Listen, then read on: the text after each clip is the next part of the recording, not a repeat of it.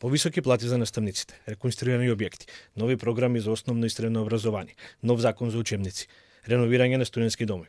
Владата го представи планот како до квалитетно образование. Според министерката Весна Јаневска, реформите кои се спроведени се само почеток и вети дека образованието ќе биде еден од главните приоритети на оваа влада. Министерката смета дека полека се расчистува хаосот кој го наследиле од претходната власт. Не само што овозможивме да се одделат средства за покачување на платите, туку со СОНК успеавме да направиме еден повеќегодишен договор за тие да се чувствуваат сигурни, наставниците да се чувствуваат сигурни. Продолжуваме со изградба на студентски домови.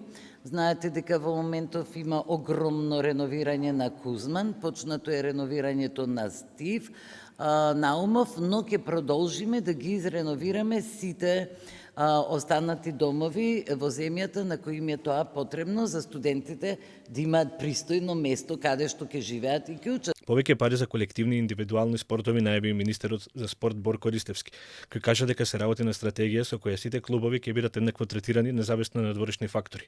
Најави нови спортски сали и специјализирани програми за женски спорт. Ја наследивме агенцијата за млади и спорт, која што мислам дека на јавност е добро познато дека го заврши своето постоење со коруптивен скандал, тоа е со обвинение од околу проневерено околу 5 милиони евра. Подворен спорт подразбираме сите оние екипи поединци кои што се надпреваруваат на меѓународна сцена добија дополнителна помош од околу 84 милиони денари.